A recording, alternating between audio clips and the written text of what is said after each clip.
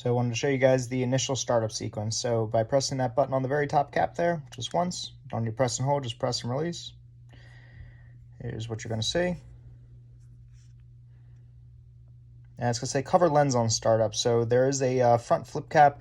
Again, as I was saying, you got to make sure that that is covered because it does this initial NUC calibration with that closed. So it needs to be able to know, hey, what the zero value is to kind of start setting that up.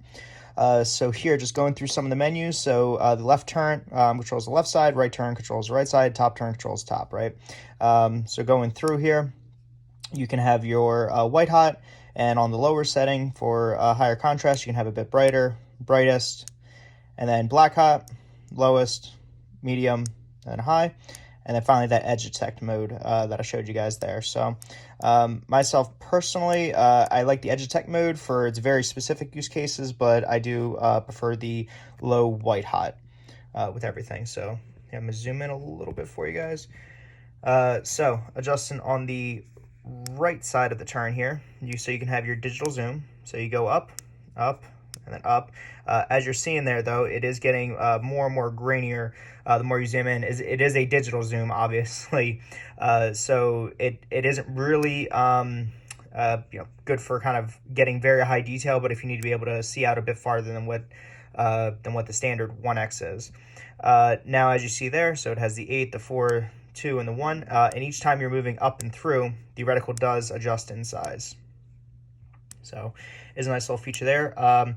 One thing as well is that whenever you are zeroing the optic, it is better to zero at the 2 or the 4 because you get more of a fine micro adjustment. So zeroing at the 1, you get a broad scale, but when you go to 2 or the 4, you can really dial it in. Instead of being a full MOA, it could be a quarter or half MOA. So that's that one setting. Move down, you can see you have your contrast adjustment here, as well as your focus. So contrast obviously makes it so that your various items that are appearing on the screen are either more distinct or less. I found that if you go too high with it, it can cause some bleed through and just cause some weird imaging processing.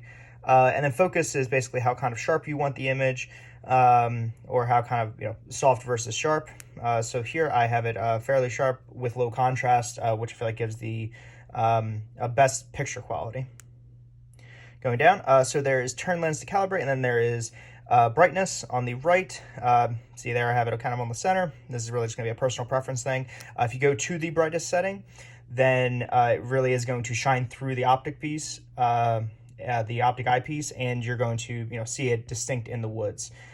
So if you want to have a bit of concealment still, then I would recommend kind of keeping it down low. And the turn lens to calibrate, or cover lens turn to calibrate, so that front flip cap. So in order to by Trijicon's design, from everything I've read and heard, is in order to keep the least amount of moving parts. Whenever you hear the your thermal optic kind of go click click, that is it recalibrating automatically, but that is a moving part inside.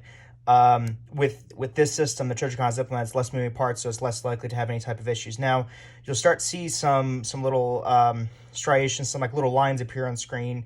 Obviously, we're looking at nothing right now because the front cap is closed, but after a certain amount of time, the image quality will start to degrade just a little bit. Now, after it has normalized in its environment and kind of got up to temperature, that happens less and less. But when you turn that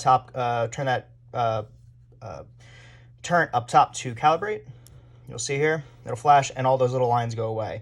So it'll basically reset it for the new parameters of the temperature, the ambient room temperature, and its internal temperature. So it increases that clarity. So that's something that can be done very easily. You take one hand, flip the cover down, you don't need to click it, and then you just turn the top cap, or turn it, sorry. Here you have range, so that's for your reticle, so you can change through your reticle options here. So as I'm going through here, let me refocus. So reticle 1, and you can see here, reticle 1 is for MON top left-hand corner. Then you have MRAD. Then you have 223 Remington, so calibrated for that. Then 308, and then finally 300 black. So you can have different zeros per reticle that you have, so you can mount this on different weapon platforms, or whatever you prefer. If you prefer MOA for everything, then run MOA for everything. And then range, you can. It does have a range per the manual. Everything I've read and again seen, there is a ranging function, so you can size up for. Here, I can show that real quick. So with here, if you turn that top, you can see if it fits inside that box, then your target or whatever is there is at 100 yards. As you see here, as we're kind of going up and down and around, it makes the box smaller and smaller, because as distance, things get smaller and smaller. So it's a way for you to somewhat get a rough gauge on the distance of whatever your target or whatever your item is by it fitting in that box. So nice little handy feature. Haven't used it that much, but I can see its validity. Going here, so you're going to see reticle locked. So you can basically see where your zero is, see what your offset is, in order to, and you can see here what your X and your Y axis. Because it isn't like a normal sight, it is doing digital calibrations, and so you're basically just moving pixels on a screen. And so with that, you see here X and Y, basically how much offset it is. Now it's locked. I'll show you how to unlock it, but after you unlock it, you have to then go back to this screen to then redo your zero. So, but that's generally how it works. Here, so you can, if you're taking pictures, you can rotate the top to capture whatever's there. ETR it's a little bit of a tricky thing to explain, but essentially if you are in a high sky environment, big sky country, Montana, Dakota, North Dakota, South, whatever, right? And there's a lot of sky in the background, so it's going to pick up the temperature of the sky, and then all the rest of your targets are going to be kind of washed out below, because it's taking that ambient temperature into consideration. And so what ETR does is, by turning that up, you lower the background noise, the background environment, and essentially enhance the smaller amount of targets that are there, so they don't get washed out in the background. I'm obviously doing a kind of a poor job explaining it, but but just look up ETR Trijicon and they give a much better explanation. But basically, if you're in big sky country, turn up your ETR to be able to see items that are smaller than the background. And then finally here, you can review your images, see how many pictures you've taken, and then exit. And then finally here on your settings, so you can see we have reticle locked, reticle unlocked. So if you want to change it, you have to go to unlocked, go back to that step, and then adjust, and then go back to relock. Again, just prevents accidental changes to your zero. You could do 60, you could do 30, as you see there. 30, it saves power. I really don't like the 30 because I prefer the much more smoother 60. So that's that there.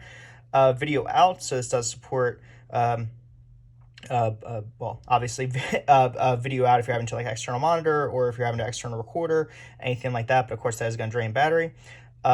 Simple sleep mode, you can see there I have it set, and actually I'm going to adjust that up just a little bit, just for my own self here. Oh no, we don't want to go locked, unlocked. It does take some time getting used to all the little settings here. And then we're going to adjust left, right.